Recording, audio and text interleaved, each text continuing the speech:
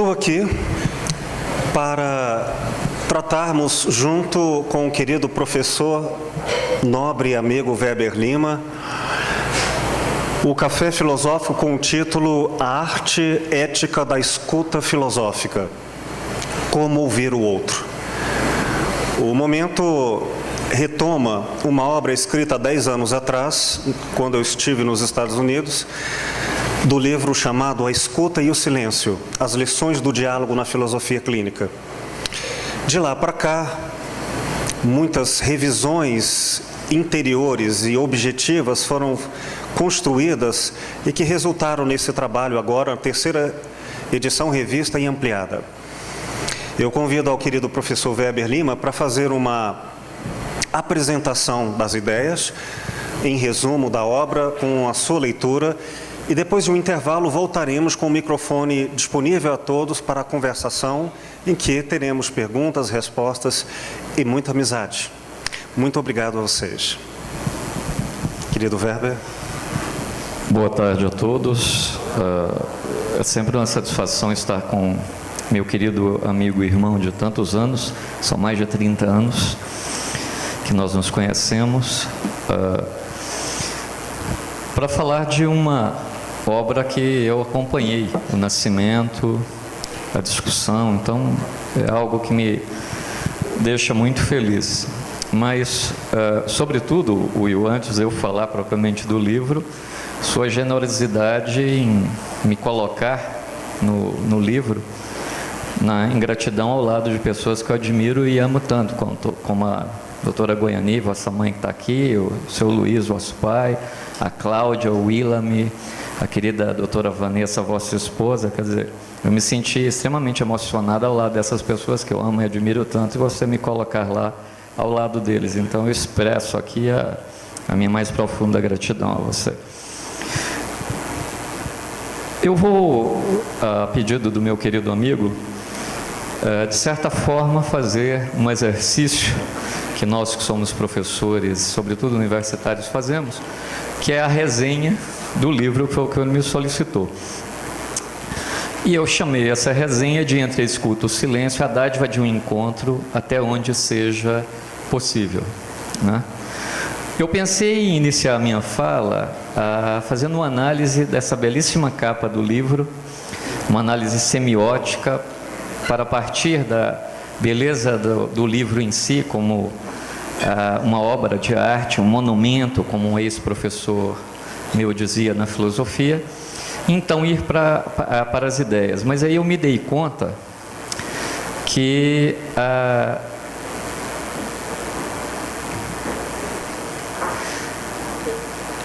esse livro transpõe as fronteiras como um mero objeto, né? Ele não é um mero objeto do qual eu vou fazer uma análise fria e distante, né?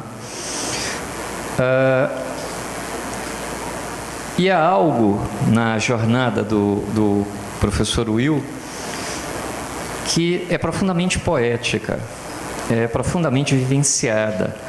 Então, se eu fosse ser estritamente cartesiano com o livro dele, eu trairia uma das suas mais belas incursões no espírito humano, que é essa busca por aquilo que em nós, de certa forma, nós poderíamos chamar de transcendente, e que marca muito da jornada do meu querido amigo e irmão. Então eu pensei em descrevê-lo como se eu fosse uma espécie de antropólogo em Marte.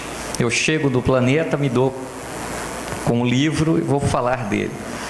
E de novo eu percebi que ao tentar fazer uma espécie de antropologia do livro do professor Will Goya, como se fosse uma cultura que eu desconhecesse, também não seria isso que poderia nos falar da beleza e da imensidão das ideias que ele nos convida a compartilhar com ele nessa jornada. E a partir então da leitura do livro, né, eu me dei conta que o livro é marcado por algo que os gregos na antiguidade concebiam como a mais profunda forma de amor. E ele me colocar em gratidão, em seus agradecimentos, me mostrou muito claramente esse gesto do amor amigo, da amizade, do amor filia, como os gregos chamavam. Então é desse espaço, muito mais desse espaço da amizade que ele nos convida para a escuta e o silêncio, do que propriamente de uma análise fria, distante da obra, é que eu me propus a falar. É desse lugar que nós podemos conceber como intangível, que ocupa metade o logos, como dizemos em grego, a capacidade do discurso, e metade o pathos, nossas emoções, a meio caminho entre a razão e a emoção, é que eu pretendo me situar para falar da obra que, ora, vocês têm possibilidade, espero que o façam, leiam. E eu não poderia fazer de outra maneira, porque é uma jornada pessoal. É um encontro entre dois amigos e um convite de uma jornada pessoal que tem aí mais de 30 anos de convívio, né? E essa jornada se inicia com um jovem, em todos os sentidos, né? Jovem de espírito, jovem na busca do caminho do autoconhecimento, né? Com um sorriso cativante e envolto em mil possibilidades, em mil mistérios, que foi assim que pela primeira vez eu me encontrei com o professor Will Goya há mais de 30 anos.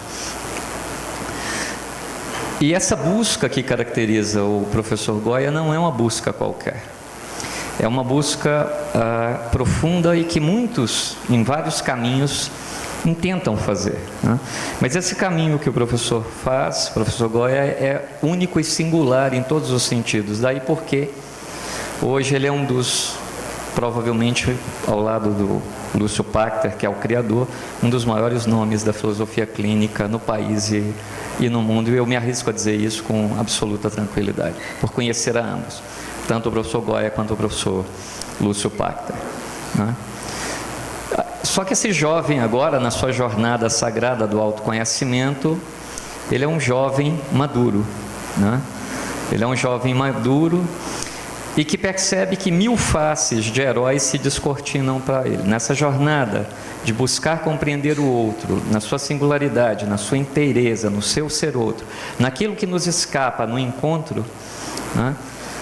Ele se dá conta de que nós, no fundo, somos infinitos tentando compreender outros infinitos.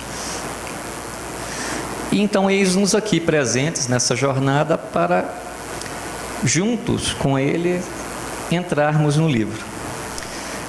E o que eu fiz? Eu li esse livro a meio caminho entre o discurso e a emoção, como se fosse uma obra-prima da música clássica da qual eu sou apaixonado.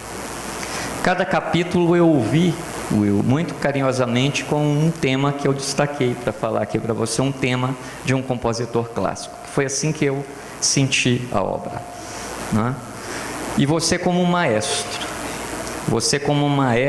o livro como uma sinfônica em que cada capítulo traz um momento, né, para nós, momento que começa quando você deixa o país e vai para os Estados Unidos, retorna para o Brasil e depois vai da Terra Santa de Jerusalém, onde você fez uma especialização, né? Da Califórnia, a América Latina, a bela Espanha, a bela Toscana na Itália. Isso tudo faz com que você, como um maestro, retorne com uma sinfonia que ora se materializa em A Escuta e o Silêncio, essa terceira edição, revista e ampliada. Mas eu diria que a ampliação dessa obra é generosidade do Will, porque essa obra já nasceu ampla em todos os seus propósitos. E o livro se divide, tal como uma obra-prima, uma masterpiece, em dois grandes momentos, né? Um momento prosaico, poético, e um convite cheio de cores, sons, texturas e silêncios. A primeira com 7 lições, 7 são os dias da semana, 7 são os chakras, 7 são os níveis da tradição Rosa Cruz, né? E tantos setenários que nós podemos encontrar por aí afora. A segunda parte é o resultado de mais de 20 anos de consultório, de mais de 20 anos do maestro, aqui agora maestro Goya, no seu esforço de encontrar a alma humana para além das ruidosidades, mergulhando no silêncio que todos nós, no fundo da nossa alma, o somos. Numa surpreendente arte de viver, né? E eu imagino que o querido Pierre Rivail, de onde estiver, Will, vê em você, tal como ele dizia, um dos beija-flores que norteiam esse momento do nosso planeta tão complicado, né? E esse livro é como se fosse um raio de luz nessa nossa imensidão, a nos aprontar algumas direções. Na sua primeira lição, que é como uma abertura, você começa em pianíssimo, muito baixinho, muito delicadamente, né? Falando de nossos anseios, de nossas sombras, de nossos desejos, das nossas 1000 histórias encenadas e reencenadas no cotidiano. Ali e aqui, descortinando uma busca por nossas raízes e nossas asas. A resposta que você nos deixa no primeiro capítulo é que cada um de nós é um plural em si mesmo, né? Nós todos somos plurais e cada qual devemos em nós mesmos encontrarmos nossos próprios significados, porque nunca é apenas um só. A vida é colorida, o universo é vasto e nós somos uma polifonia. Na segunda lição, você alcança um movimento que é chamado andante. É aquele movimento que começa a ganhar um ritmo, uma força, e nós já estamos pegos pela obra a querer ir em direção para entender o que é essa escuta a qual você nos convida. E isso nos recorda a obra que foi a que me moveu ao ler o capítulo, O Relógio de Haydn. Uma belíssima obra, né? A filosofia clínica que se começa a descortinar, particularmente, com muito mais tranquilidade, a partir do capítulo 2, para quem não sabe, foi desenvolvida a partir da década de 80 pelo professor Lúcio Páctera, que eu fiz menção aqui, numa jornada não muito diferente da que meu querido irmão e amigo tem feito. A terceira lição, ela entra em Allegro, né? Como a 9ª Sinfonia de Beethoven. Ela é um modo vivo de nos falar, e o maestro nos conduz nas sendas entre o dito e o não dito, pelas claridades e até por alguma escuridão de nossas palavras, às vezes mágicas, às vezes terríveis, mas sempre reveladoras das nossas possibilidades enquanto um ser único, singular e multidimensional que somos. Na quarta lição, o maestro Goya nos descortina em modo triste e solitário o quanto as palavras podem se nos tornar prisões. O convite aqui é o profundo mistério do silêncio, que é um dos eixos da obra, porque nós tendemos a imaginar que podemos compreender os outros nos nossos próprios termos.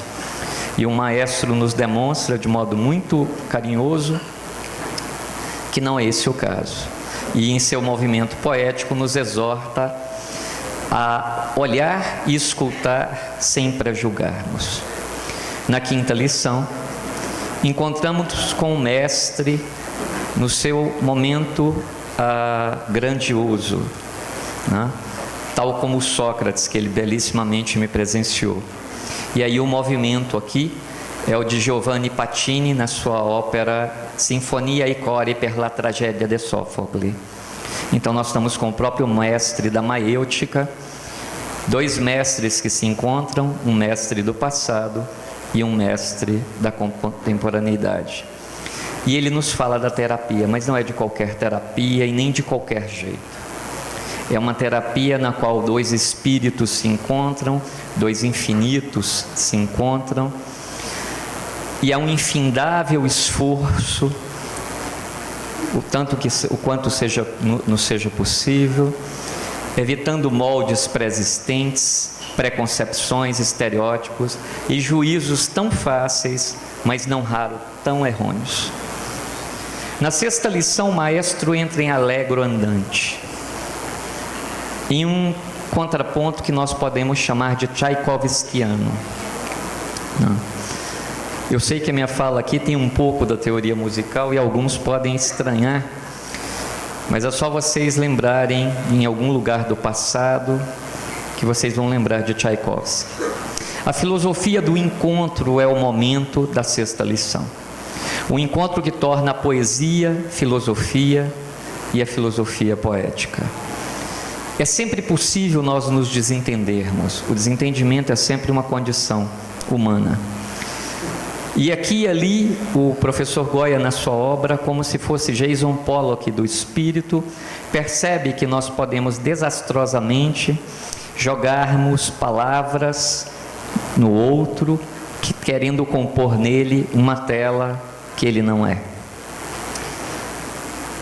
E aqui e ali ele nos revela que devemos evitar querer preencher os outros com aquilo que diz respeito tão somente a nós mesmos. E que todas as cores estão disponíveis no seu modo singular e que o outro fala por ele mesmo e nós devemos escutá-lo em profundo respeito.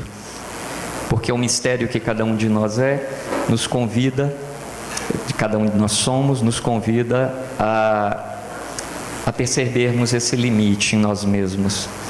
Na sétima e última lição da primeira parte, agora o maestro entra num movimento que os teóricos da música chamam de molto vivace, que é aquele momento do apogeu da sinfonia, quando ela vai daqui a pouco se encerrar para um outro movimento, e essa linguagem é a linguagem que mais escuta do que fala. Durante todo o tempo, o maestro vem nos convidando a aprender a música única que somos. Aqui ele nos brinda com palavras que aprenderam a profundamente silenciar. E nos convida também a fazer um esforço de tentar, na condição do diálogo humano, que essas palavras que nos ensinam que o silêncio do outro diz muito, se transformem de alguma sorte em algo que a gente possa compartilhar. A segunda parte, eu diria que abre o véu de Ísis, que é uma metáfora da teosofia. O véu de Ísis simboliza o mais profundo do mistério em toda a natureza, em toda a nossa alma. E esse é o momento em que ele nos convida para o seu Sanctum Sanctorum, o seu ponto mais sagrado. Ele nos descortina a sua arte em seu consultório. Ele abre a sua alma como um terapeuta e o ser humano que é, e nós devemos entrar de pés e de alma descalços, porque nós pisamos em solo profundamente sagrado. Tal como um mestre zen, um mestre da tradição zen budista, ele nos conduz aqui no andamento heróico, porque é preciso ter uma profunda coragem para caminhar com muita delicadeza no mundo do outro. Se no primeiro momento ele nos fala do nosso mundo e nos convida ao outro mundo, agora estamos em outros mundos e devemos andar com muito cuidado. Esse herói de mil faces nos ensina a arte da escuta poética, apaixonada, profundamente dedicada a esses mundos singulares que nos compõem e que nos convida sempre a esse cuidado magnânimo, porque cada alma que somos única pode ser profundamente magoada nos melhores e mais benévolos esforços quando não deixamos o outro falar por si mesmo. E no final da sua ópera, o maestro encerra o seu libelo pela arte do amar, nos convidando ao profundo esvaziar-se para que o outro se constitua enquanto si mesmo, qual jardineiro, que não fica a puxar a sua semente cada hora para fora, querendo que ela cresça mais rápido. Esse jardineiro, poeta, pintor, músico, escultor, sábio, maestro Will Goya, deixa-nos a saudade da escuta e do silêncio, nos mantendo na esperança que podemos caminhar uns com os outros, em nossos encontros e desencontros, em nossas buscas por harmonia e apesar de nossas desarmonias, que nós podemos, portanto, aprender de fato a nos ouvir, se nos dispusermos para tal. Não é um convite impossível, não é uma jornada inalcançável, não é um arco-íris que aponta uma direção, mas que você caminha e ele sempre recua. O maestro Goya nos ensina qual o jardim do profeta de Gibran, que silenciando e aguardando o plural de cada um, nós podemos, por fim, aqui e ali, qual poemas vivos, quais músicas vivas, quais obras de artes únicas, nos encontrarmos mesmo e apesar dos nossos desencontros. E aí eu diria, apesar do convite que ele me fez para 40 ou 45 minutos, eu diria em apenas 20 e poucos minutos: et homo, eis o homem, eis o maestro, et opera, eis a escuta e o silêncio. Ouçamos e aprendamos, afinal, como ensinou um dos grandes mestres da tradição mundial no budismo, Buda, aprender é nos libertar. E com a escuta poética de a escuta e o silêncio, o maestro nos ensina, em vários momentos do seu andamento como terapeuta, em vários contrapontos, a nos silenciarmos para nos compreendermos. O silêncio aqui não é apenas silenciar os lábios, é silenciar a alma, porque é fácil fechar nossos lábios e aparentemente nada dizer, mas por dentro nos tornamos vulcões vivos e não ouvimos mais ninguém.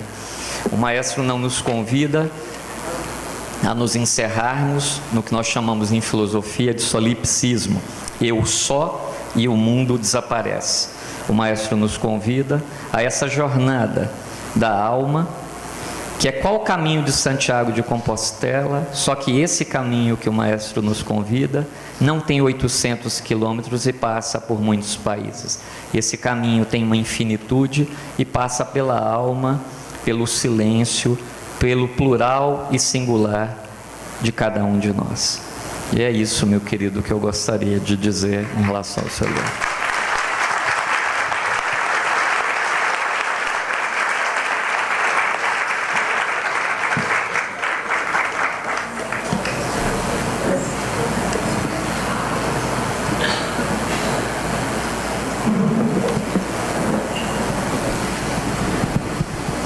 Queridos amigos, querido Weber,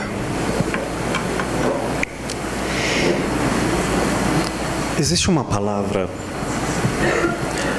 se não pouco conhecida, um mistério nela mesma, chamada outridade, a qualidade do ser outro. E por outro, não mais alguém, mas o mistério, o diferente. O que não raro implica nas ansiedades belicosas dos nossos dias sem muito amor e sabedoria, conflito e violência. É natural que então, quando a gente ouve palavras tão bem ditas, que não apenas expõem, mas renovam com os traços da própria alma, melhor do que encontrou, uma outra idade. E é inevitável. Cada um, quando for ler o livro, haverá de encontrar sobre ele um outro olhar. Este outro não é outro apenas diante do que vemos, mas sobretudo diante do que não vemos. Não é, como dizem alguns, reproduzindo talvez o sentido mais comum de Sócrates, que é o dizer eu não sei. é mais profundo e mais grave do que isso. É saber que eu não sei. E diante do outro, saber que não o conheço o bastante para falar por ele, calando-lhe as próprias palavras ou a própria linguagem em qualquer forma de dizer. O querido Weber, meu amigo, meu irmão de afinidade, apresentou uma musicalidade. Procuro exercer nesses anos de consultório, como ele disse, 20 anos, contando desde meu início da formação em filosofia clínica, essa arte da escuta e do silêncio. Faremos daqui a pouco, depois de um intervalo, com o microfone aberto a todos, uma grande conversação para que haja no diálogo, de fato, um encontro. Mas, em resumo,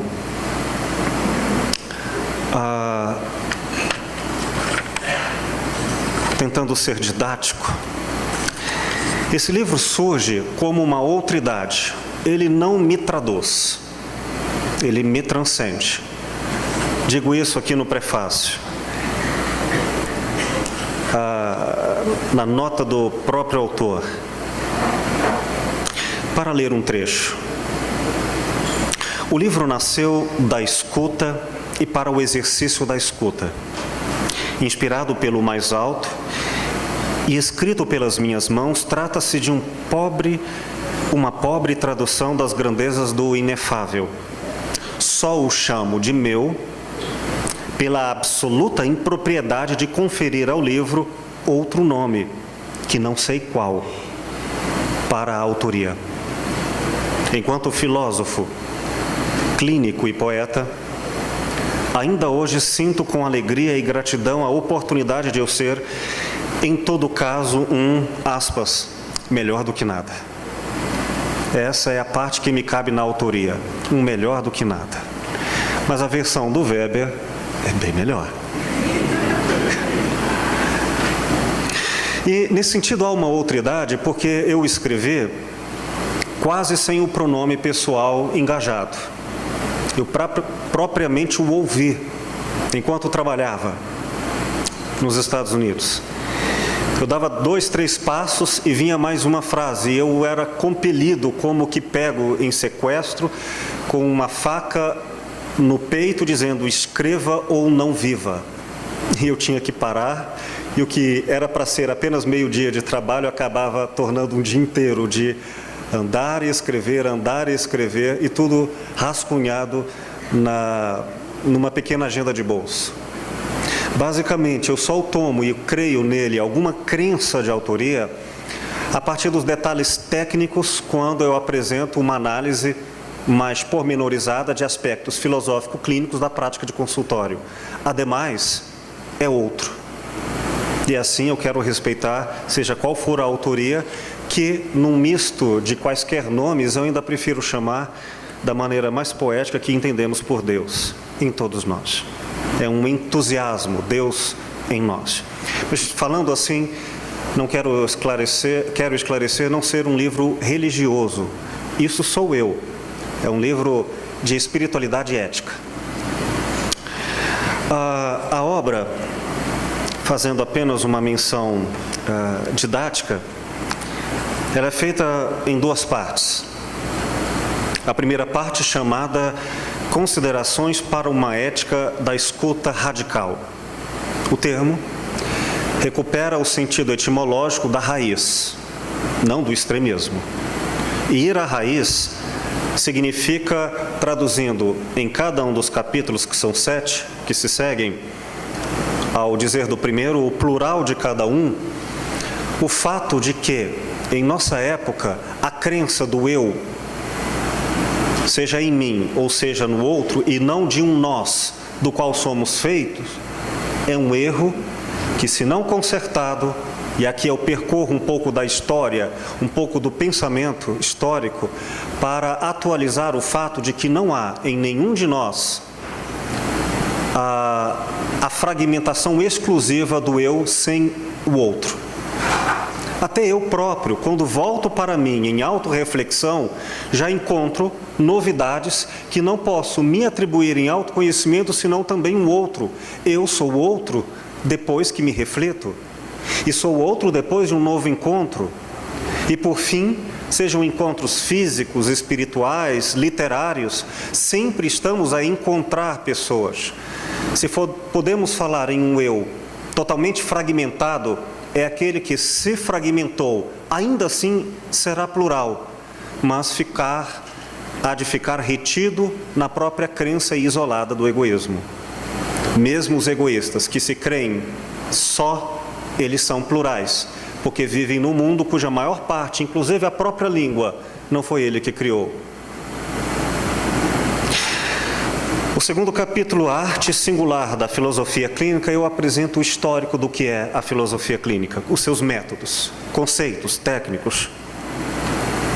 E é um extenso capítulo em que eu apresento os tópicos, os lugares das perspectivas, tentando enlecar a maior parte de tudo que estudamos na história do pensamento filosófico sobre o que é o homem. Eu digo o que antes de quem é, dando a ele uma condição que até se redefine a tradição do que chamamos de humano, porque há nele também um transcendente, impassível e às vezes inominável. Mas seja como for, estamos diante de um outro. Palavras que escutam o capítulo 3, elas vêm para esclarecer que não se trata mais claramente de uma ação de ouvir pela função dos ouvidos, mas de uma escuta da alma, e por alma, da ética. Palavras que escutam significa que não é necessariamente não falar para ouvir, porque tantas vezes o consultório, em suas devolutivas, na prática terapêutica, nós falamos ao outro como quem ouve, de tal maneira em que ele, ao se sentir ouvido e retornado por palavras que o compreendem, ele disse: mas isso é o que eu poderia dizer, como você sabe? Não por adivinhação, não por imposição ou sedução, mas é porque eu ouço também enquanto falo. Uma pessoa pode ouvir enquanto arruma a casa, como ato de escuta. A escuta não é passiva, ela é profundamente ativa. E é um exercício de ir ao outro a fim de que ele seja recebido com a sua própria capacidade. Porque ele não receberei o outro passivamente, com indiferença. É um exercício de acolhimento. Por isso, palavras que escutam em várias linguagens. E aqui é preciso dizer que entra, inclusive, a noção de que falamos, às vezes sem nos darmos conta, nas múltiplas linguagens que nos traduzimos. E todas elas exigem de nós uma revisão constante. Até que ponto eu estou dizendo, ouvindo, sem me dar conta? As trocas acontecem. E uma das formas de percebermos se o diálogo aconteceu é permanentemente voltarmos em reflexão, daí o exercício em consultório, a partilha com o filósofo clínico, e revermos nossos dias, revermos nossa historicidade. E não é uma revisão feita necessariamente para trás, porque aqueles que de vez em quando, por exemplo, antecipam o seu futuro, projetando-o em seus sonhos, eles também revêem para a frente. Se podemos falar em uma herança do passado, é nesse sentido que também podemos falar em uma herança do futuro. Há muito que herdar da riqueza do universo, se soubermos falar e ouvir. Naturalmente que o texto apresenta isso com um método passo a passo. O quanto é possível, não como técnica a substituir a relação de aprendizagem, mas como passos que indicam uma dança na qual juntos caminharemos por uma musicalidade do encontro. Jamais sem isso. O capítulo 4, palavras que silenciam, parêntese, amordaçam, são aquelas que, não raro, chamadas de boa vontade, dizem coisas como, isto é para o seu bem, e ferem. São aquelas que, às vezes, imbuídas de seus pré-julgamentos, são capazes de dizer ao outro aquilo que não é isento de uma ação de violência. Quantas vezes, acho que a memória de cada um de nós não haverá de hesitar em encontrar pelo menos um momento difícil no qual gostaria de ter voltado atrás e se dizer: eu não deveria ter dito aquilo. Sejam com as palavras, sejam com os gestos. Palavras que silenciam são aquelas que substituem a fala do outro por si mesmo. E aqui é importante uma demorada reflexão sobre o silêncio que pesa aos ouvidos quando a interpretação é feita de corações ansiosos. O que quer dizer uma pessoa quando fica em silêncio? Há contextos para interpretar, jogos que são dentro de uma filosofia da linguagem? Sim. Por vezes haveremos de entender nesse sentido um silêncio que é a ausência de, e um silêncio que é um discurso, um grito, uma afirmação.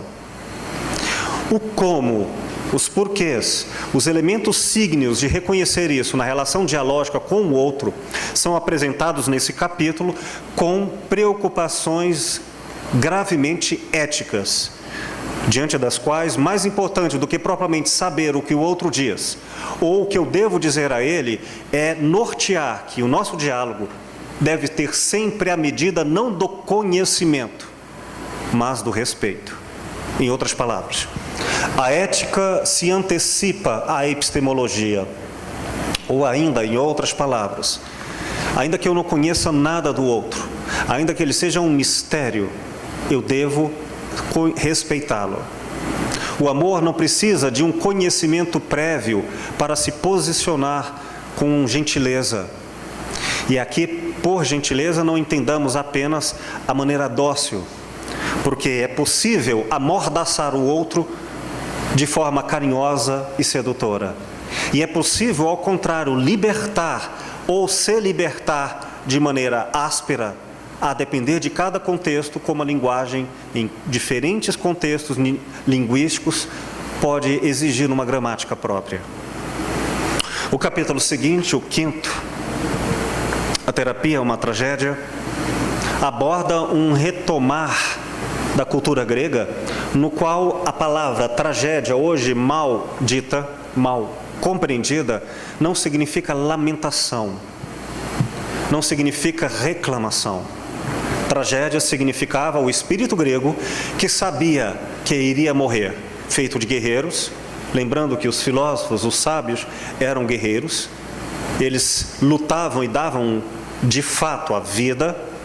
Sócrates o fez não apenas em seu discurso último, quando foi condenado a beber cicuta, mas também em guerras. E também foi preso e condenado à prisão por se recusar à guerra quando entendeu se tratar de uma guerra injusta. Ou seja, estamos falando sobre o mito do herói como aquele que decide ouvir e pagar o preço disso. E este preço não é ceder à sedução para ser benfazejo e ser benquisto como um sedutor que diz ao outro que ele quer ouvir, alimentando as suas vaidades. Não. O herói é aquele que assume a postura de que a vida é trágica, não por reclamação, mas ela tem limites. Em outras palavras, eu não posso ser Deus, nem me arrogar ser melhor do que outrem quando nos discordamos. E essa diferença é algo que implica em conflito. E o que fazer quando eu estou diante de uma situação no qual a minha vontade não será atendida? Por mais que eu queira, nem por mim mesmo, a depender só de mim. Então eu reconheço que ela tem limites. E esses limites devem me ensinar lições de humildade que os gregos entendiam. Uma humildade não passiva, a humildade do guerreiro, que ele não vai esperando que não morra. Aqui estamos falando, inclusive, incluindo na tragédia, o espírito ainda grego nos primeiros cristãos, que decidiam morrer em nome do que acreditavam, sejam os guerreiros atenienses, espartanos, ou seja, os primeiros cristãos que davam a vida pelos seus ideais. Estamos falando em uma tragédia que não negocia a ética da escuta e da fala. E o preço disso é, de fato, reconhecer que não é raro que num discurso, muitas vezes falar, outras vezes se calar, é algo que exige a coragem de quem vai perder. Se não numa disputa externa, sobretudo, perder diante do desejo de querer ser sempre certo.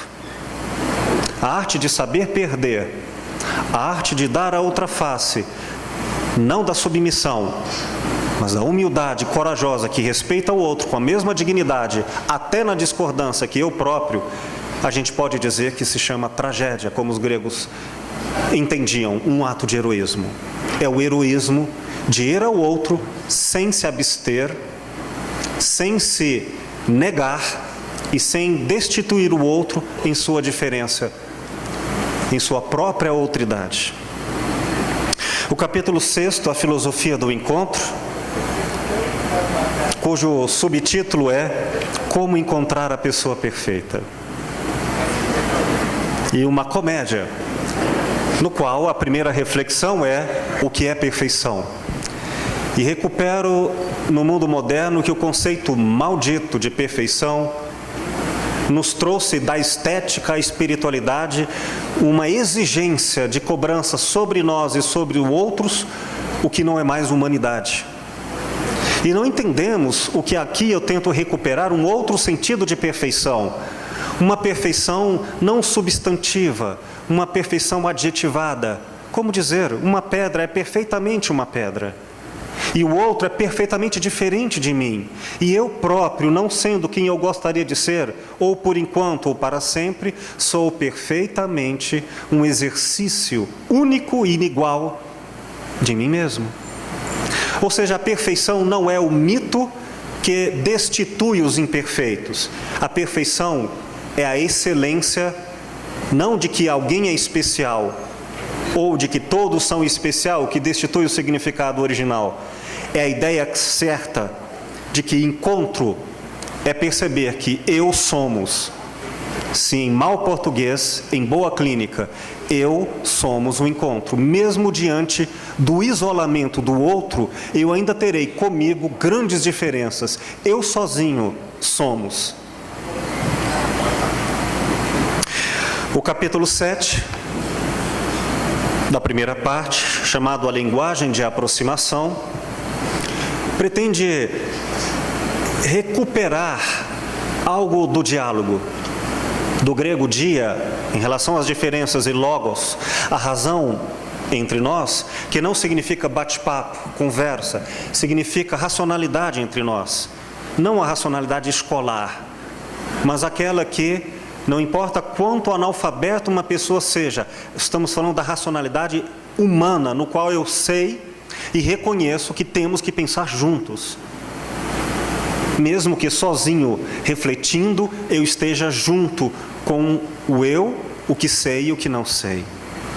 Que linguagem é essa da aproximação? Não é, portanto, a crença moral de que eu sou capaz de um discurso perfeito, ou de falá-lo, ou de escutá-lo, seja de onde for ou qualquer livro sagrado.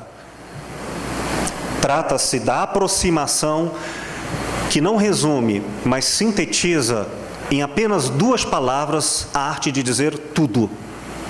É ao final de cada oração, e aqui orar recupera o sentido da oralidade em qualquer meio espiritual do encontro, da ética do amor, é a arte de dizer ao final de cada sentença de julgamento, etc. É isto e outras coisas. Pois aquele que então, cheio de suas verdades, conseguir crê-las, vivê-las, mas ao final de cada sentença dizer é isto e outras coisas, abre-se a escuta. Nenhuma verdade cala a escuta. Nenhuma sentença substitui o diálogo. E aquele que definitivamente, como um ponto final, diz etc., estará sempre dizendo que a verdade será sempre aquela que ainda não foi dita à espera. O nome disso, escuta.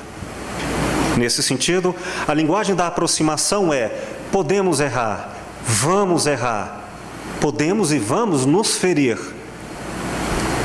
Feliz ou infelizmente, que seja, vírgula, etc. É isso e renovação. Vamos recomeçar. Não é raro que quando um diálogo maldito, mal compreendido, mal colocado, não alcança o seu efeito, aos problemas do diálogo, mais diálogo. E quando o diálogo se torna uma impossibilidade de acréscimo, nem todo o diálogo é feito de fala, às vezes o diálogo é feito de silêncio, de demora. Algumas falas esperam de uma primeira sentença a mais 5 anos para depois voltar. Lembra-se daquele dia? Agora eu quero voltar a dizer ou continuar a dizer o que naquela época não era possível. Penso que talvez nós já tenhamos experimentado essa linguagem de aproximação, incluindo no diálogo o tempo da maturidade, sem a ansiedade de dizer tudo, porque estamos com a pressa dos arrogantes. Lembremos de um exemplo sobre isso. Quantas vezes lemos um livro e 5 ou 6 anos depois relemos o livro e descobrimos maravilhas encantadoras sobre o mesmo texto que antes não havíamos reconhecido? Se as palavras não mudaram, o que mudou? É que muitas vezes um diálogo demora anos para alcançar conclusividade e se renovar. Por que haveria eu de antecipar o tempo, obrigando dos outros o que nem eu próprio posso ser exemplo de maturidade? É nesse sentido que a linguagem da aproximação não é feita do ensinar, mas ser paciente com o tempo de cada um. E lembremos, cada um não é cada um é encontro. Eu posso acelerar o tempo e ser por ele acelerado em cada encontro. Vale dizer, esse encontro nos aproxima para que o tempo não seja apenas uma medida de envelhecimento, mas uma contabilidade do quanto nos amadurecemos. Aqueles que entenderem que a aproximação é o exercício e não um tempo objetivo, um exercício espiritual que chamamos de filosofia e de diálogo, saberá que aproximarmos-nos um dos outros pela arte da escuta e do silêncio é não envelhecermos apenas, mas amadurecermos. Nesse sentido, o livro é também um diálogo com o leitor, constantemente. Terminada a primeira parte, a segunda. E a segunda inicia como pequenas reflexões de consultório. Aqui, como que possuído de chofre por uma enxurrada de ideias que vinham a mim em palavras conjugadas, prontas, sem me pedir sequer correção, e assim foi quase todo o livro, lhes repito. Chegou o momento em que algo parou, como se o fluxo das intuições terminassem, e eu dissesse: e agora? E agora? E aí eu ouvi uma frase, e ela se tornou o título do capítulo em que as coisas se concluem. Diz assim: quando o amor fala, todos são ouvidos.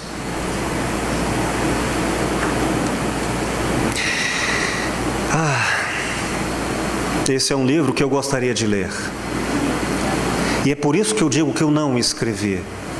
Durante muitos anos eu abandonei, mesmo com várias turmas de formação de terapeutas, ao longo da minha prática de filósofo clínico, eu não trabalhei em minhas turmas. Parece que sentia nele que eu me aproximasse do texto, para diminuir a vergonha que é, por exemplo, ouvir o querido Weber e dizer: quem é isso tudo do qual você está falando, meu amigo? Eu teria vergonha se dissesse ao final que sou eu, mas como eu sei que eu somos, então devolvo a todos a tarefa de que temos que nos melhorar e não tomo o livro senão por outra coisa que um guia para a arte de ir ao mundo do outro, ouvindo-o e conversando com ele no diálogo. Nas reflexões de consultório, então, sim, eu trago um pouco do que eu aprendi nessas quase 2 décadas de prática clínica e consultório. E resumo, se de alguma forma o livro puder ser de ajuda, sou imensamente grato. Não poderia ser mais feliz em saber que, pelo menos, ele alcançou a riqueza de que ele é alguma coisa cujo autor pode se intitular Eu Sou um Melhor do que Nada. Muito obrigado a vocês.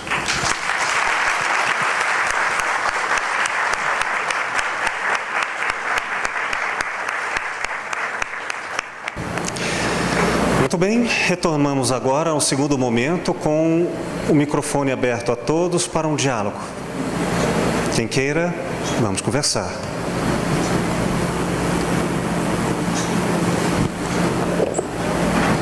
Um de cada vez, sem briga.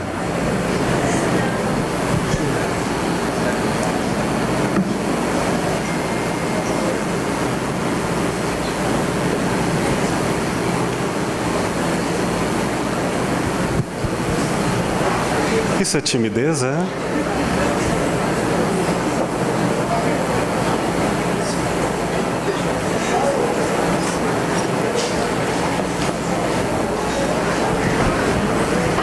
Boa noite, Carlos Eduardo, Cadu, meu apelido. Estou nesse universo da filosofia clínica há 3 anos. Querido professor Will, o seu livro eu já o leio há 3 anos. E todas essas belíssimas e profundas reflexões tão necessárias à nossa época é ancorada no caso clínico, a Laura.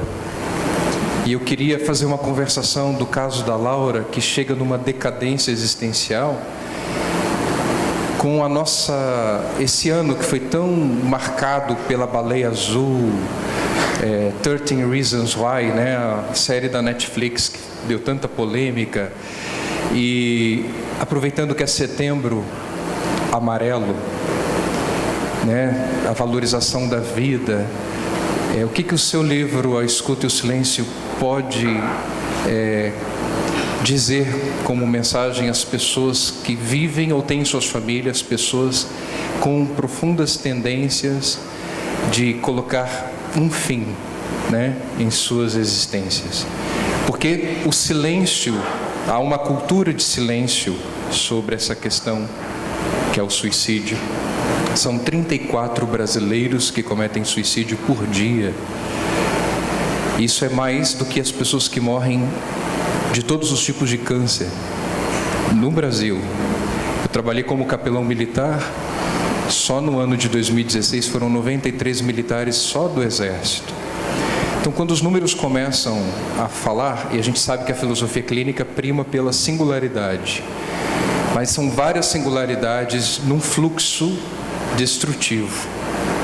O que é que a escuta e o silêncio poderia clarear com essas questões?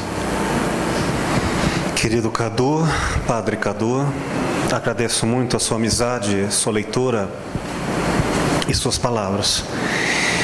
E é um agradecimento difícil, porque ela exige de todos nós, em nome desse amor que queremos e não necessariamente temos para dar, um exercício. A primeira ideia que este livro pode trazer não é outra coisa senão exercício. Exercícios em direção à alteridade, ao acolhimento do outro em sua diferença. Ele não diz mais ou menos do que vários de milhares de trabalhos escritos em todo o mundo, sejam aqueles que foram publicados ou aqueles que são ditos ao modo de cada um quando dão um bom exemplo. E eu quero dizer que a ideia central é dialogarmos sempre, porque não há nada que não possamos renovar em termos de aprendizagem. Especificamente, o livro traz como um estudo de caso para análise e estudo do método em filosofia clínica, uma moça que eu atendi há uns 23 anos atrás, que ela chega ao consultório, como muitas pessoas que eu atendi, com grande dor. Uma dor que a gente pode sofrer junto, mas exige, além da boa vontade, o conhecimento, para que esse amor não seja apenas um querer bem, mas um fazer bem. E para escutá-la, eu precisei conhecê-la em sua historicidade. Ela disse, e aqui está o relato no livro, em sua primeira consulta que ela matou o pai e que estava arrependida, mas não podia fazer mais nada a respeito porque o pai estava morto e não havia perdão para isso. O que fazer? O susto é uma coisa que eu tenho sempre, de coisas que podem parecer bobas ou coisas escandalosas. Seja como for, eu me pus à escuta e entender do que se tratava, contextualizar. Ela, a bem dizer, não matou o pai, teve uma briga com ele quando a mãe lhe disse: você vai matar seu pai de desgosto. E o pai, com cirrose, na mesma semana morre. Ela creu que matou o pai.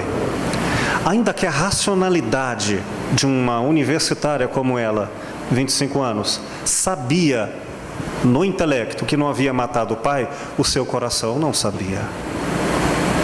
Uma contradição dessa natureza é essa própria do qual a alienação dos nossos dias nos mostra que nossos conhecimentos, e posso dizer que temos muito conhecimentos, muito, não quer dizer muita coisa.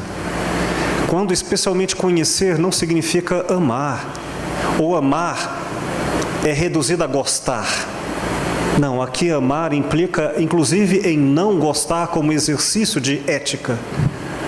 Essa capacidade de perdoar a si mesma, eu percorri com ela, segundo as suas características da própria estrutura de pensamento, para que as minhas palavras fizessem o sentido próprio que ecoou no próprio coração. Eu acho que é isso que a gente pode fazer quando é possível fazer algo. Ir primeiramente, antes do julgamento, à escuta e acolher esta outra pessoa que sofre quando nos pede ajuda, em suas múltiplas formas de gritos, choros e até em palavras, e compreendê-la como quem ama. Não é um saber isento de compaixão.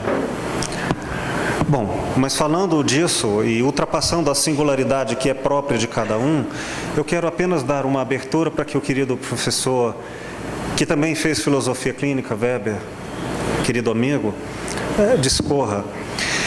É que parte disso que chamamos de sofrimento é muito pessoal, é uma versão própria do mundo.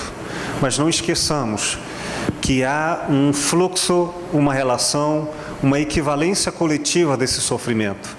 E que ele não funciona senão como uma teia, um arremadamento de todos, e é uma força poderosa. E que não basta apenas a entendermos que é indivíduo a indivíduo que sofre, e muito desse sofrimento pediu, com certeza, isso pelo menos é uma crença, há muitas formas de escuta.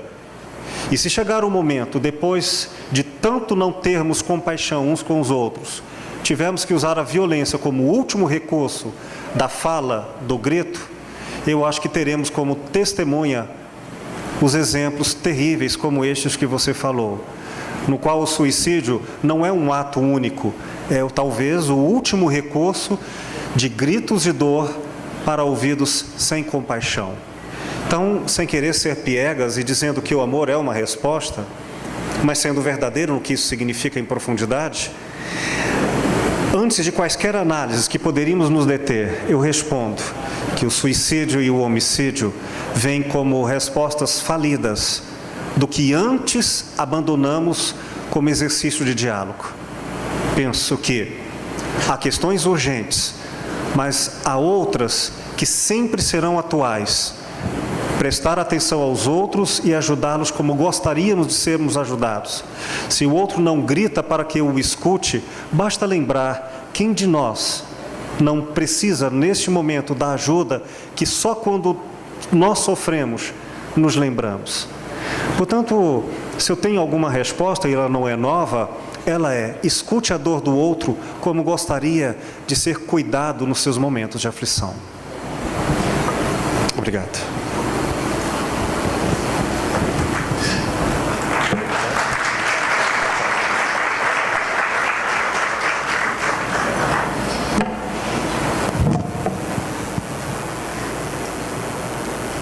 O tema que o padre levanta, especialmente no chamado Setembro Amarelo, e lembrando do jogo Blue Whale,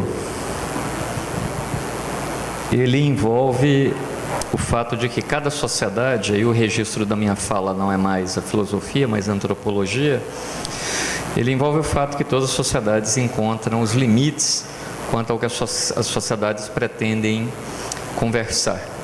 Em antropologia se chama tabu exatamente esse tipo de situação limite, como é o caso de pôr fim à própria vida, e as sociedades todas têm os seus tabus, né? Nós brasileiros, claro, como sociedade, temos os nossos.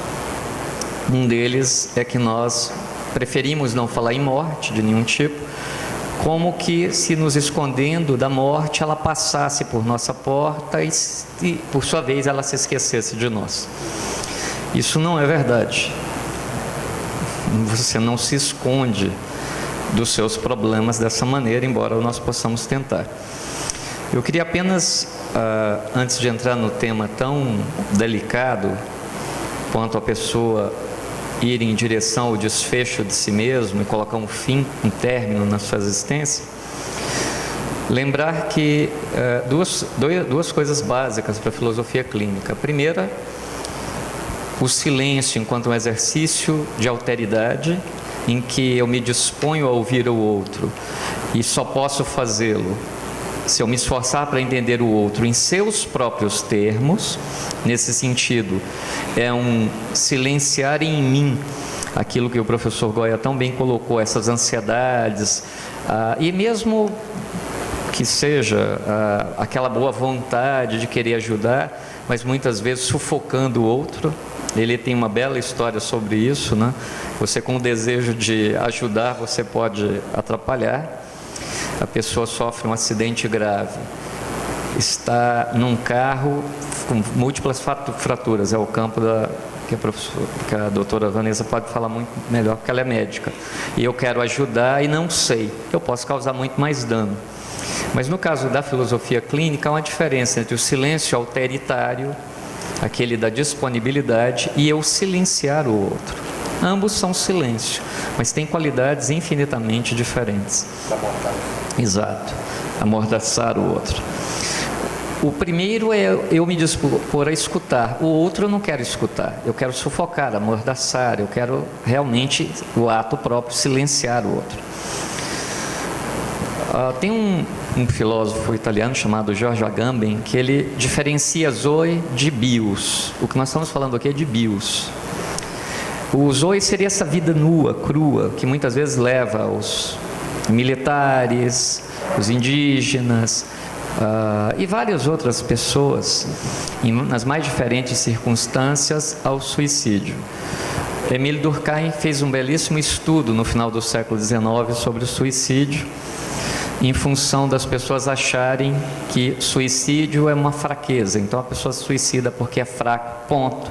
Logo eu encho a cabeça dela de vai, a vida é legal, vai que você pode, eba, e coisas assim, e pronto. A pessoa agora vai porque a vida ficou legal, porque alguém me disse que a vida é legal. Isso foi conhecido como mal do século no século XIX, início do século XX, e hoje nós temos uma onda de suicídio entre jovens muito maior do que no século XIX, o século do Durkheim. Agora, em relação a essa questão dessa vida nua, o suicídio propriamente dito, e a questão do singular que o padre bem levantou, é bom nós nos atentarmos que o velho Aristóteles, há mais de 2000 anos, já nos provocava. O universal se afirma no particular, o singular não nega a existência de padrões, eles existem, não nega a existência de estruturas, elas existem, não nega a existência de regras que podem nos assujeitar, essas regras existem. O que o singular, no caso da filosofia clínica, pretende é demonstrar que nós modernos não aceitamos mais com facilidade camisas de força de qualquer tipo. É um ato moderno de insurreição profunda dizer, olha, eu sou alguém com características únicas e mereço, no meu modo de ser, liberdade de expressão.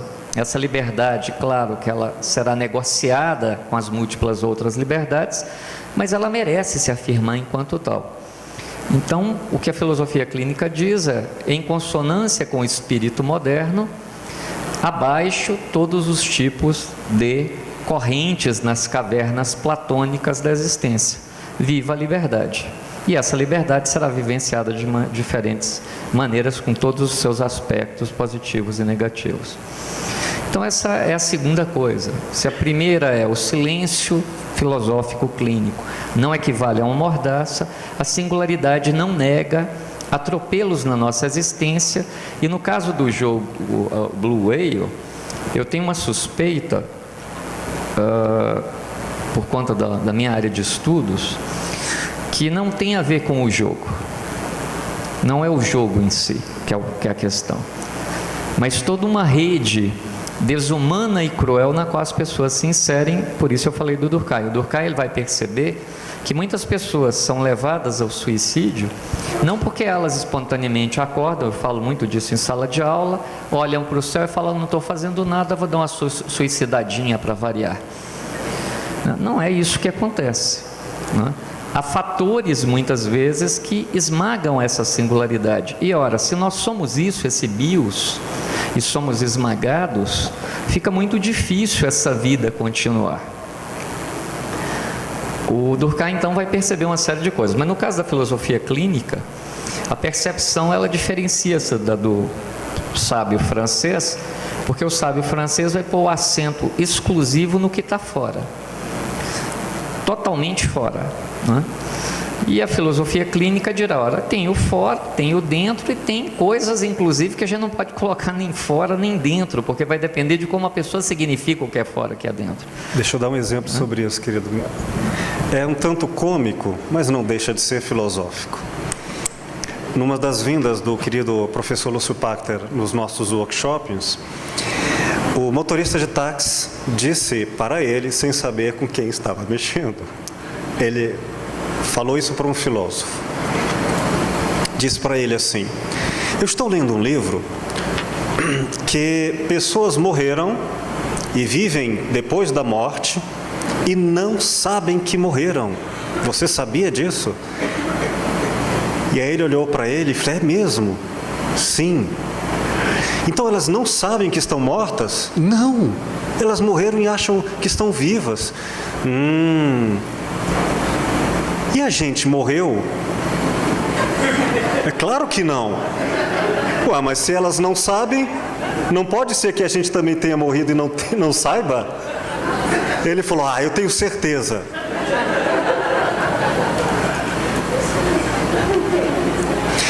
A questão, colocada de tantas e tantas maneiras diferentes, mas eu lembro uma expressão de Fernando Pessoa: cadáveres insepultos. Pessoas que já morreram e não sabem. Se entendermos, por exemplo, que o corpo é o critério legitimado do que está vivo ou não, a gente pode esquecer que há outras demarcações subjetivas, como pessoas que não morreram o corpo, mas seus sonhos foram suicidados, assassinados, suas emoções, seus valores. Algumas pessoas são como que suicidas, apenas o corpo não morreu. E a gente vincula o estigma, tão mais fácil porque popular, ao senso comum, de que o suicida é uma pessoa triste porque chora, ou porque grita de dor, ou porque silencia, é uma espécie de caricatura da figura desfeita em mazelas. Mas e o suicida, que é o oposto pela alienação? Porque ele está divertido demais para ser feliz. Ele está intoxicado com todos os tipos de bebida, sexualidade, prazeres, que não tem tempo, nem sensibilidade na anestesia, nos analgésicos socioculturais. É um narcótico cultural com que muitas pessoas, e aqui eu não falo de espiritismo, mas muitas pessoas que existencialmente morreram, mas porque estão rindo, não perceberam isso e não foram classificadas no estatuto da salvação, porque não merecem ser salvas, já que ao contrário, elas têm sucesso, dinheiro e são capazes de gozar o que chamam de vida. Mas se, por exemplo, identificarmos ali uma consciência ética, cuja palavra em grego ethos, casa, significa eu tenho um lugar no mundo onde eu me sinto abrigado, e se eu ficar do lado de fora desta casa, fora do ethos, eu estarei desabrigado desta casa chamada humanidade, então eu serei um desumano. Há pessoas que são profundamente desumanas, embora recebam títulos de deputados, homens, mulheres, títulos, professores, não importa. Mas se não há humanidade, há vida. Ou é a necrofilia. O fato é que, muitas vezes, a medicina, os estabelecimentos diagnósticos estabelecem o que é saudável e o que é doente por critérios objetivos, e são válidos.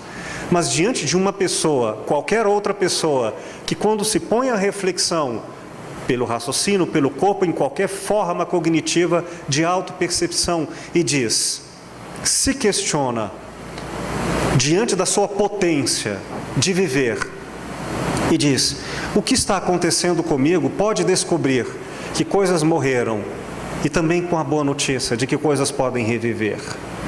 Seja como for, em clínica, eu levo rigorosamente a sério, por isso a escuta é radical, na raiz. Se cada pessoa, o dito popular é única, eu devo efetivamente tratá-la como única. Traduzindo, se eu devo respeitar as pessoas como elas são, a cada nova escuta, a cada nova dor, sorriso ou qualquer aparência, indo para além das aparências, o pensar filosófico se pergunta, como elas são? E a resposta, em filosofia clínica, é escuta. Obrigado.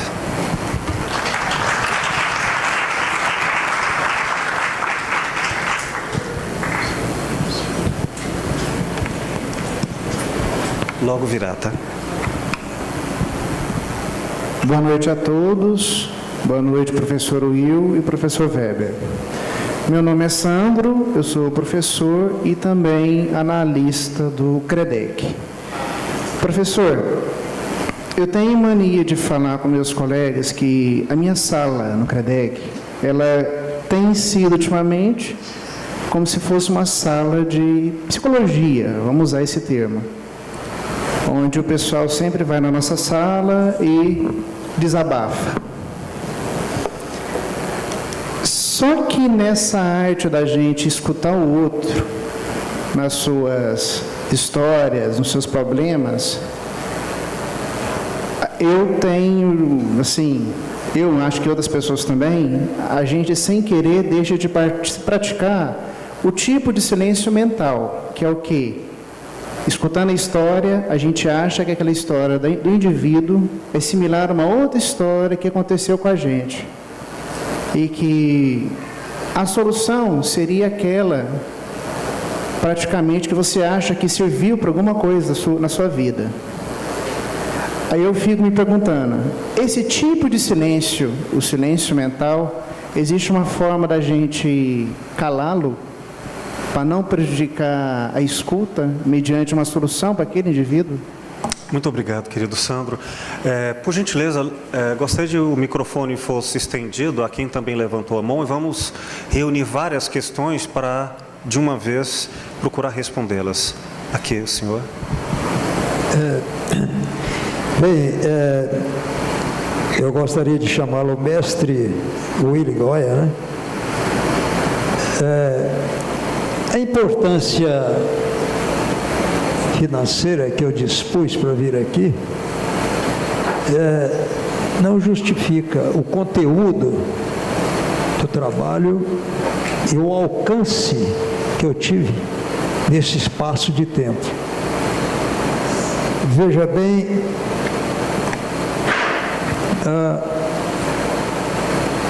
eu como me expondo a uma vivência de fé, eu estou feliz, porque eu fui assistir uma palestra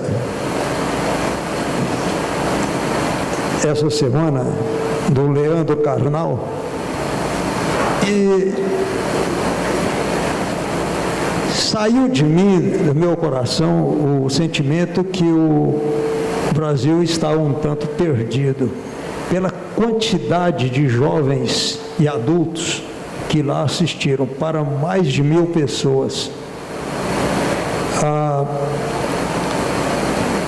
Mestre, ele baseou falar sobre a ética profissional e as redes sociais.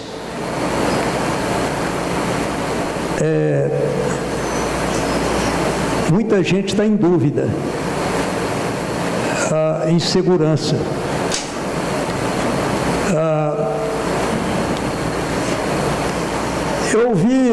Eu li que o poeta Fernando Pessoa morreu no final do século 1900, diz que a mulher não veio ao mundo para ser compreendida, mas amada. E minha netinha de 9 anos falou: vovô, e bancada. Desculpe eu tentar fazer um humor.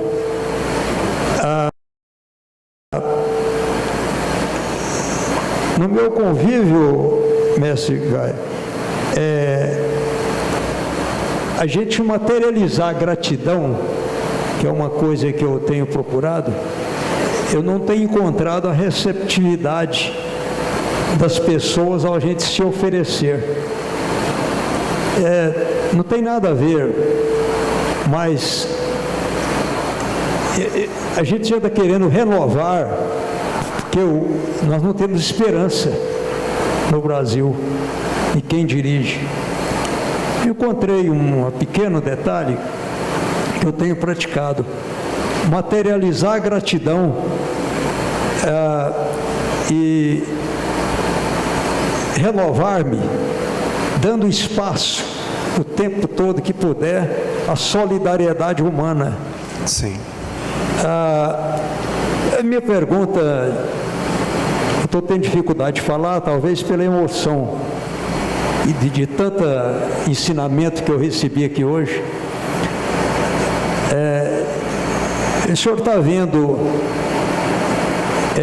como observador, orientador, que nós temos um rumo positivo para chegar com quem se candidata a gente continuar tendo vida? Muito obrigado, querido. Qual o seu nome? Wellington. Senhor Wellington. Muito obrigado, senhor Wellington. Ali atrás, alguém tinha... Por favor.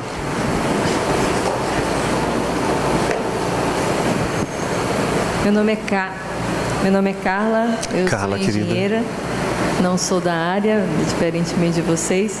E o que na resenha que eu posso chamar de resenha, né? Ele falou que na segunda parte você fazia uma reflexão sobre aprender a nos ouvir primeiro para ouvir o outro, né? E o meu questionamento é esse, assim: como saber, a minha pergunta, como saber se o que eu estou ouvindo de mim é verdadeiro? Né? As inúmeras vozes, né?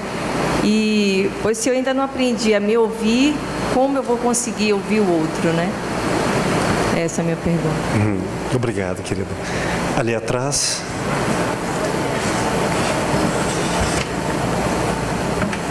Boa noite a todos, parabéns professores, parabéns professor Will pelo lançamento do livro, por esse lindo trabalho que eu já conheço há um tempo.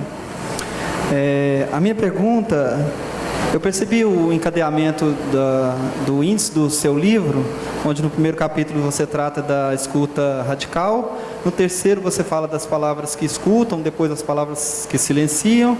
Lá no sexto você vai falar do encontro filosófico, né? Ou a filosofia do encontro.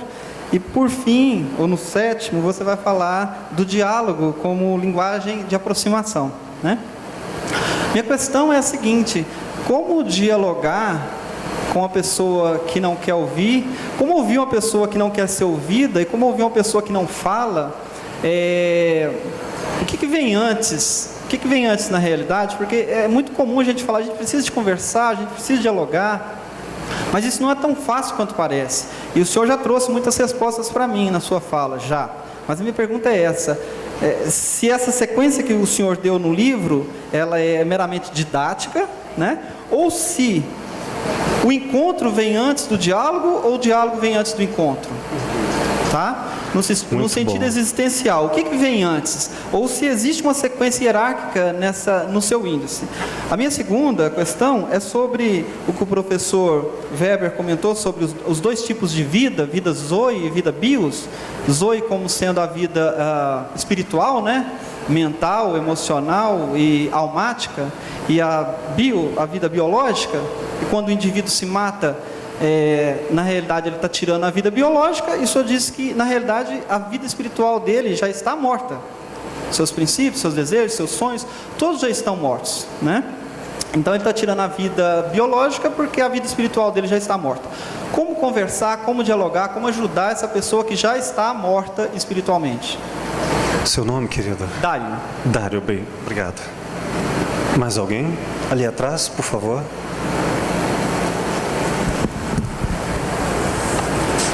Boa noite, eu sou a Lourdes Ribeiro e... Repita, por favor. Eu sou a Lourdes Ribeiro. Lourdes, obrigado, Lourdes. Parabéns, né, para ambos, muito pertinente e enriquecedora. A minha pergunta está voltada em direção à questão do suicídio. E pensando nesse princípio do ser humano, essa busca dele, né, ele tenta se encontrar e não se encontrando, ele procura a morte. E isso me faz voltar a uma leitura de Arthur Schopenhauer, As Dores do Mundo. Essas dores coletivas que se silencia no particular. Como é que seria essa questão do outro ir de encontro à clínica e colocar essa dor, né, diante do terapeuta, e ao sair dali, ele acredita que ele falou, pontuou, ou ele acredita que encontrou, mas saindo dali ele ainda busca essa resposta no suicídio. Como é que seria isto? O professor Weber ele falou sobre o mal do século de 1919, que foi um índice de suicídio alto, e hoje nós temos um índice bem maior. Como é que ficaria? Talvez pautado na crise existencial que o Sartre coloca lá no Ser e o Nada? Como que seria isto? Como é que nós daríamos conta de buscar esse entendimento? Muito obrigado, querida. Mais alguém gostaria de fazer uma observação? Como vocês veem, são questões simples.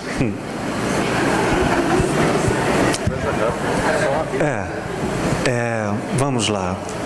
Pelo tempo, nós vamos comentar essas questões, lembrando que elas não pretendem uma conclusão, mas uma repercussão, sempre renovada a cada sopro de um novo intento de diálogo. E é claro que em consultório, a conversação se dá com a historicidade de cada um, única. Sandro, obrigado. Quando você nos apresenta sobre o problema da instrumentalidade, disse bem, esclarece bem,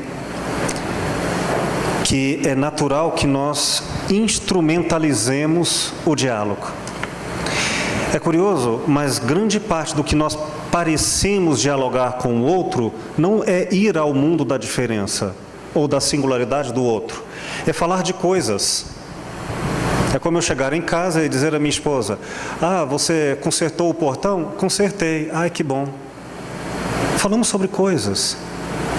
Não falamos sobre vivências das coisas. E podemos falar muito sem que haja pessoalidade entre nós. E podemos falar sobre política, não necessariamente sobre nós mesmos, mas na nossa reflexão não é partilhada. Quase sempre uma repetição dos noticiários. Enfim, grande parte do que parece ser diálogo, só porque dita a uma outra pessoa, não implica em encontro. São coisas partilhando coisas. Por isso, a palavra técnica foi muito refletida por filósofos como Heidegger, que diz que essa tendência em universalizar o método de maneira a sempre otimizar o melhor resultado pelo menor tempo com maior eficiência, tornar nossas falas técnicas, nosso saber técnico, em uma espécie de operatividade do saber. O que eu quero tirar é algo útil. Pois eu vou lhe dizer que, recuperando o sentido da técne grega, onde a razão nasceu no sentido político de resolvermos problemas juntos, a palavra, ela originalmente pode ser melhor traduzida como arte. Ou seja, temos uma receita de bolo, mas cada um deve dar o seu pitaco e fazer do seu jeito. O que significa que não saber como fazer é parte essencial do fazer bem feito. Porque se eu souber sempre e de maneira repetitiva como fazer com todos, com a mesma técnica da escuta, então eu não tenho o singular, eu tenho a massificação. Aí eu tenho doutrina e eu não tenho escuta. Nesse sentido, o não saber já nos coloca numa legítima condição do qual eu não sei o que dizer, como quem pede uma resposta para o que falar num momento de enterro. O que a gente fala numa hora dessa? Espero que o não saber acorde o espírito de escute, preste atenção, e não saber faz parte do discurso. Se eu não estou sempre querendo ensinar, estou sempre disposto a aprender, o meu não saber é humildade que fala. Isso também é diálogo. O importante, como você colocou, é termos o cuidado de não tratar o outro pelo critério da semelhança, como se só o que nós temos de vivência própria servisse de critério de diálogo. Não, eu tenho que procurar, sobretudo, ver o que ele tem de diferente próprio. Portanto, não completar a frase do outro quando ele fala naquilo que de semelhante eu projeto e imagino ser. De fato, o outro significa, ainda que ele diga a mesma palavra que eu diria, o significado tem diferença. E a diferença quer dizer, cada pessoa tem uma história por trás, um contexto por trás daquilo. Se eu não sei, a escuta faz parte do diálogo. Então, na dificuldade é simples. Eu não entendi, como é isso para você? E a pessoa diz, me explica melhor. Quantas vezes o diálogo, que poderia ser tão facilitado em rapidez e praticidade, poderia alcançar, quando há tempo disponível, a relação do eu não sei, me diga, ouvir você é a resposta.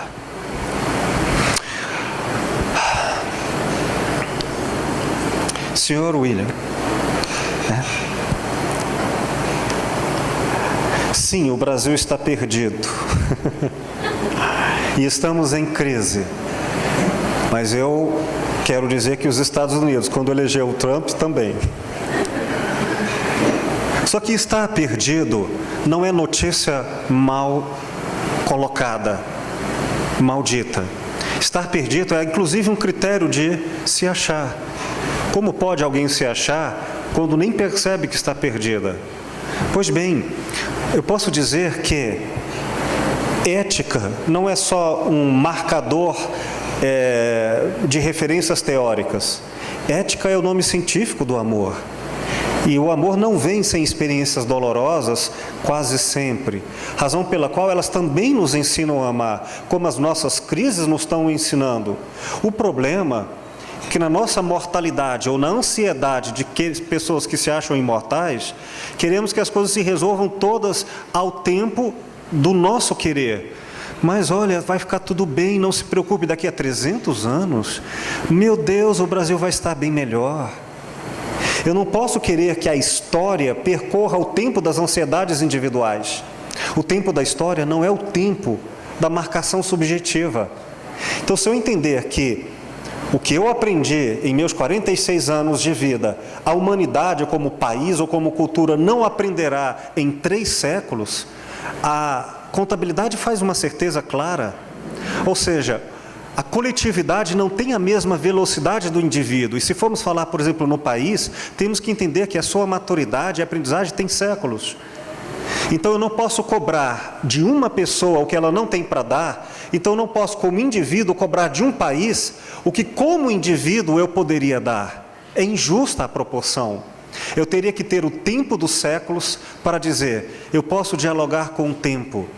E aí é diálogo, não é cobrança. Por isso eu acredito que não só estamos bem, como eu digo, creio, e é apenas uma opinião pessoal, estamos muito bem. Eu tenho até que rever as minhas aulas sobre filosofia política, quando sempre usava como argumento o fato de que rico não ia para a cadeia.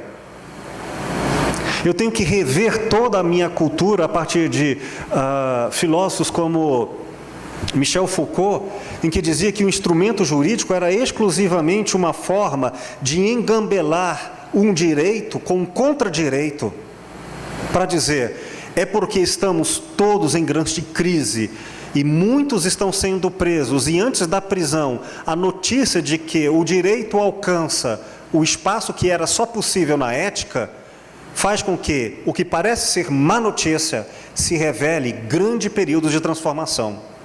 E faço uma comparação ao final. É como quem vai ao médico e reclama de todas as suas dores. Só que esses sinais, esses elementos semióticos de tradução, que para o paciente são motivos de amargor, para o médico são leituras e conhecimentos diagnósticos. Portanto, se o Brasil está em crise e se muitas coisas estão revelando estarem ruins, é justamente porque antes isso era comum e natural e agora não está sendo mais. Traduzindo em últimas palavras, uma pessoa ética não é uma pessoa que não sofre. Uma pessoa ética é uma pessoa que sofre porque se responsabiliza. Se como país estamos sofrendo muito, é porque estamos nos tornando mais éticos. Mas a ética não é tornar as coisas boas sem o conflito da mudança. A mudança é histórica. Estamos vivendo e fazendo essa história. Por isso, eu acredito que as coisas estão e vão ser melhores. Embora o ser melhor não é uma progressão, é muitas vezes uma morte para um renascimento. Tudo bem, eu não tenho problemas em morrer, nem em uma época servir de adubo para que outra tenha semente e cumpra seus melhores ideais. Foi assim depois da guerra. Não haverá de ser diferente agora. Não acredito em fim absoluto. Mas é a minha opinião. Carla, a crença de ouvir primeiro o outro, ou o suposto de que se não me ouço, não ouço outros, fragmenta a ideia da simultaneidade. Somos. Significa que o critério não é a verdade pré-estabelecida anteriormente, segundo algum marcador epistemológico. Digo, segundo a minha teoria, eu vou verificar o que é certo no que você me fala. Segundo o que eu creio nas minhas crenças, eu vou então verificar se a outra pessoa está certa. Não importam esses critérios, se eles são anteriores ao encontro. É claro que ao longo de 2.500 anos, as filosofias, os sistemas, os pensamentos sistemáticos filosóficos elaboraram teorias do pensamento e teorias da verdade.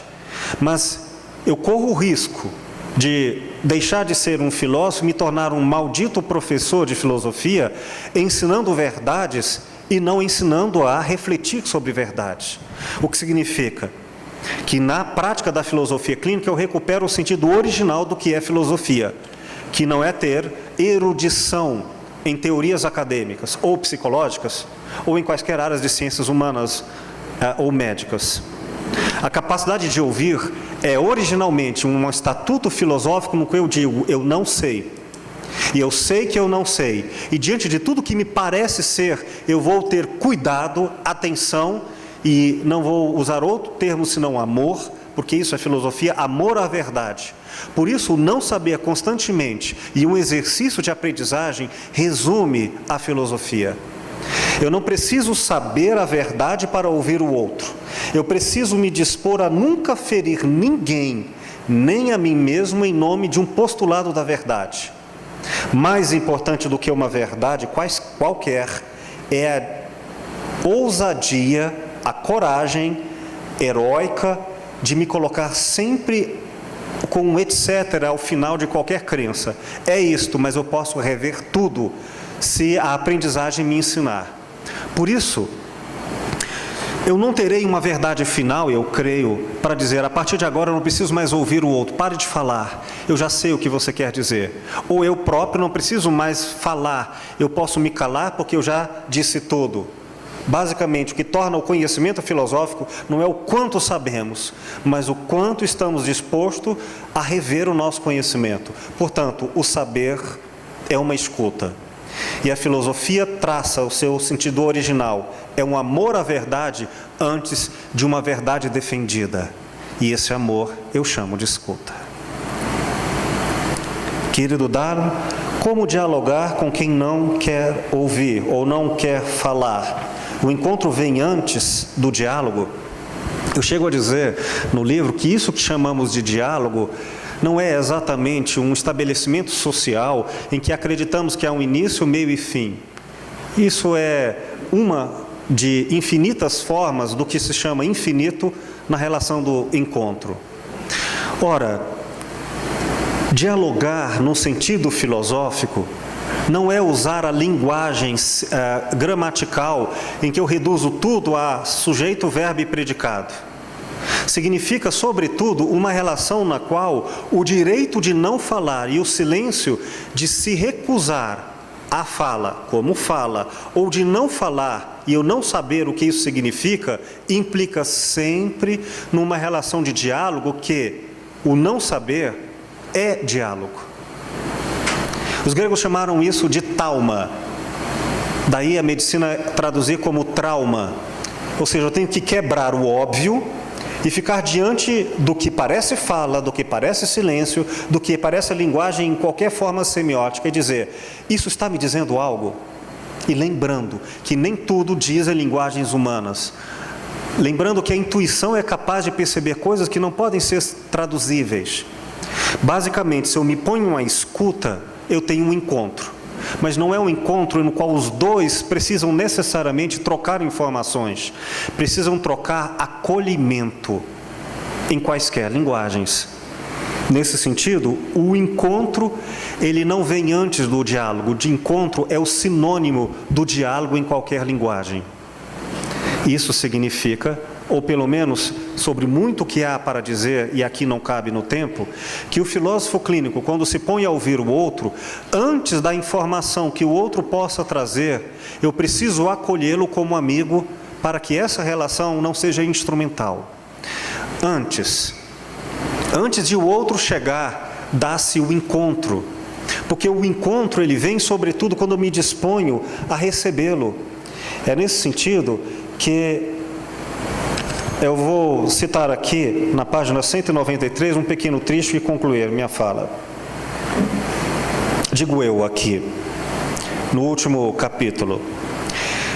Muitas vezes, um esperado encontro pode se iniciar antes mesmo da chegada de alguém. Há pessoas que carregam em suas expectativas intensidades tão poderosas que, sábias ou tolas, podem vencer num só olhar todas as mazelas e os preconceitos da separação. Mas isso é raro. É natural esperar dos que se autoferiram ou foram machucados muitas defesas, suspeitas e acusações. Qualquer encontro está sujeito a isso. Se uma mulher traz consigo que todo homem trai em mente, negando-se possibilidades de conhecer outra realidade, apegando-se ao julgamento com fortes desejos, devo entender ser minha a tarefa de aproximação, porque neste ponto estou livre, enquanto ela permanece imóvel no cativeiro das ideias. Tanto faz qual seja a opinião, cada um pode ser o que quiser, mas aquele que por muito tempo se fechar ao diálogo, ouvirá do silêncio o que lhe diz a solidão. E assim segue o texto. Como talvez epígrafe do livro, a última capa, eu digo: como lhe haveria eu de explicar essa verdade que ouvi-la não basta, se estiver distraído? É que não nos entendemos diretamente com a individualidade das pessoas, mas com os laços que nos unem. Se o espírito é distante e a consciência dorme, não há o que dizer. Sabe o bom terapeuta, o bom amigo, o filósofo, que a operação de falar implica a de escutar, e que ninguém pode se esquecer disso. Os ouvidos ouvem, a alma escuta. Se houver algo a ser dito entre dois, que seja um encontro. Querida Lourdes, sobre o suicídio, endereçada ao querido professor Weber, pelo tempo, deixa ele para essas considerações, considerando que já fiz outras. mas estou aberto para depois, oportunamente, estabelecermos um recomeço e uma retomada dessa fala. Muito obrigado a todos vocês por hoje.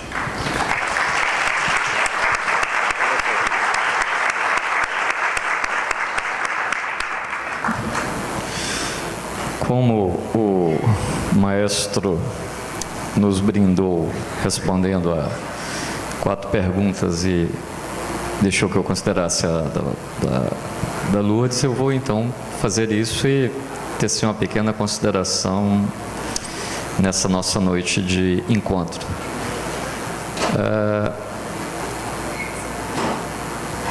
E aí eu retomo um pouco o que eu também dizia para o padre. Muito do suicídio tem a ver, para as pessoas que se suicidam, com 4 eixos possíveis. O primeiro eixo, eu perco a minha identidade. Essa identidade, ela é singular. Um segundo eixo, eu perco esse encontro de que o professor Goya tanto fala. Eu não me encontro mais com as outras pessoas, eu não as sinto mais. O primeiro, a perda da identidade, é porque eu estou isolado. E o que o Blue Whale fazia, não o jogo, mas a relação por detrás do jogo, é o famigerado bullying. Você passa a humilhar e ameaçar as pessoas, e isso, de alguma forma, desestrutura o modo como essa pessoa se coloca. Ou seja, esse ser singular perde esse sabor da vida própria, né, que o caracteriza. Zoe ou Zoe, no pensamento do Agamben, significa a vida biológica mesmo. E bios é mais do que isso, né? O bios é mais do que isso. Se você agredir a vida biológica, você tem uma resposta, e nós temos um limite. Mas quando agride em nós a nossa dignidade, isso transcende muitas vezes nossa capacidade de resistência. Existem suicídios que se dão porque o mundo que nós conhecemos, numa catástrofe, numa guerra, numa epidemia, ele desaparece. O cinema é pródigo de fazer isso. Vocês prestem atenção, toda vez que assistirem Impacto Profundo, ou alguma coisa semelhante, que o meteoro vai bater na Terra, o vulcão vai explodir, acabou o mundo, ou qualquer coisa de fim do planeta, que os próprios filmes tematizam isso, uma onda de suicídio. As minhas referências desaparecem, eu preciso de alguma sorte delas. É claro que há indivíduos diferentes em relação a isso, mas de modo geral. E uma outra coisa, se eu sou oprimido, excessivamente oprimido, excessivamente silenciado, né?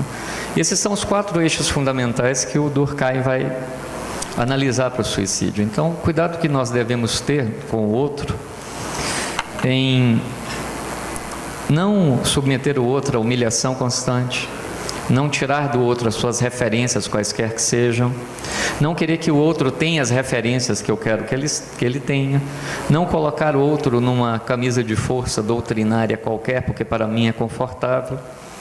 São gestos dessa escuta filosófico-clínica. Agora eu queria apenas homenagear essa jornada que você nos presenteou, querido, dizendo o seguinte: eu, em minha fala, usei a música como referência, porque a música, no grego antigo, diz respeito às musas, que são deusas, cada uma ligada a uma possibilidade do espírito humano, e essas musas são ligadas a um outro Deus chamado museu, que por sua vez é ligado à memória. Eu queria homenagear o livro dizendo assim: o que o maestro Goya nos convida, e por isso que eu falei da música, é que em nós tenhamos a disponibilidade, isso é a música, para nos abrirmos a um gesto primeiro, que é uma ação, e que representa a memória em nós humanos. Nossa memória é uma ação, não é um dispositivo que armazena coisa como nós pensamos. Nossa própria memória é um diálogo e um encontro e um desencontro em nós mesmos. E que fique, portanto, essa dádiva da disponibilidade para um pequeno gesto, uma pequena ação. Escutar é uma ação. E que nós, portanto, celebremos a possibilidade de nos escutarmos, para que mais pessoas não busquem como resposta o sentir-se de tal forma longe de si, dos seus encontros, das suas possibilidades, e busquem como recurso final o que nós chamamos, nesse caso aqui específico, estamos chamando de suicídio, o que levaria um outro programa só disso, em filosofia clínica, das 1000 dimensões de nós terminarmos com essa existência, né?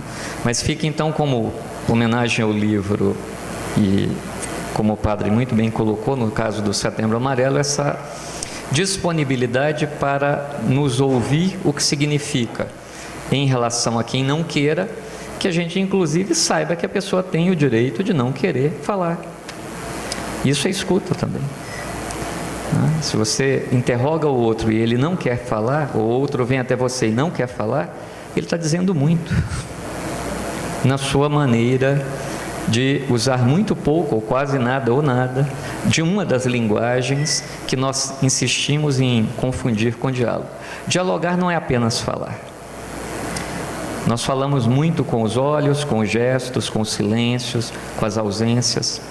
Então que fique o convite plural que o professor nos faz, o maestro nos faz, nessa musicalidade que eu entendo ser a obra dele, nessa ação de disponibilidade, que estejamos o quanto seja possível entre nós, entre a escuta e o silêncio, na disponibilidade para realmente nos ouvirmos, sabendo, como o velho e querido Sócrates nos ensinou, que nós sabemos muito pouco num infinito de possibilidades. E é isso que eu gostaria, querido, de te parabenizar por esse momento da sua obra.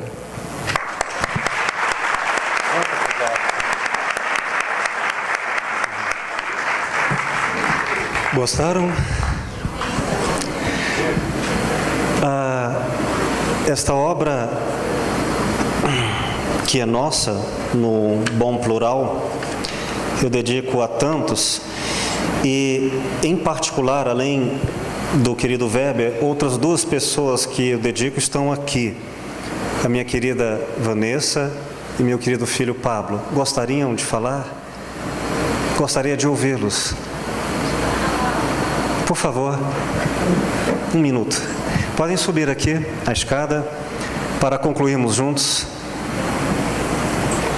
Já que é um momento de celebração. É um momento de celebração e gratidão.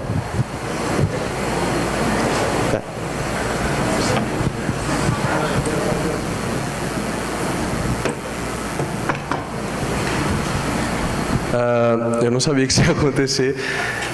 Boa noite. Quer falar primeiro, Vanessa? Aí dá tempo de eu preparar minha fala. Vem cá, velho. Boa noite, eu queria agradecer a todos que vieram, né, nesse dia, nesse café tão bonito, do lançamento do livro do Will, do meu querido Will. Foi belíssimo, eu acho que a todos tocou. E eu estou muito feliz e sou muito feliz por ter o Will ao meu lado. É uma pessoa que só tem trazido muita felicidade, muito amor e aprendizado, e saber cada dia ser melhor e escutar ao próximo. Eu agradeço e te dou parabéns imensamente. Sou sua fã.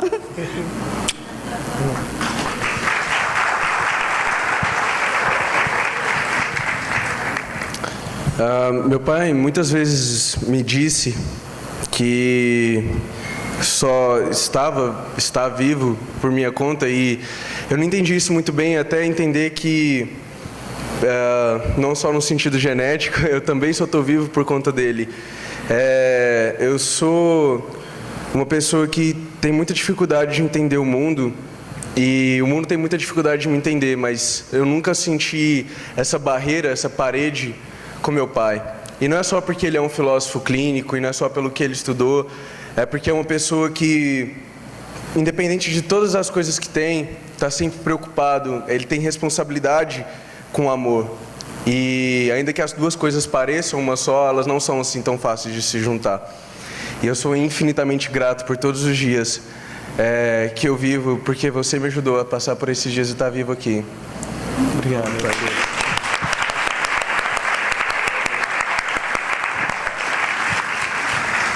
Em gratidão a vocês, eu queria terminar este nosso café com um pequeno trecho de um poema que abre o livro e se chama Tudo o que se deve dizer.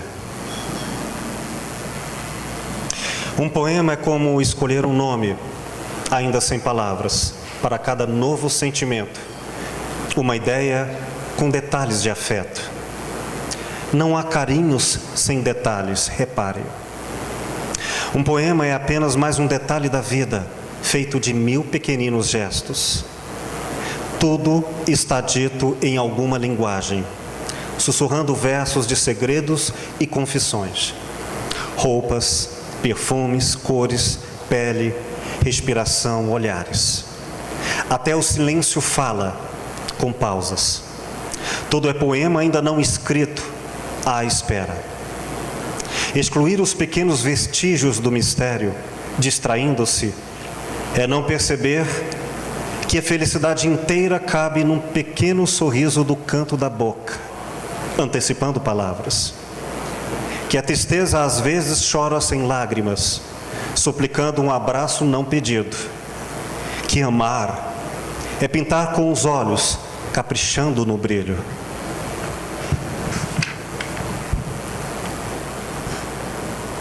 Ser poeta é descobrir que não há momentos comuns.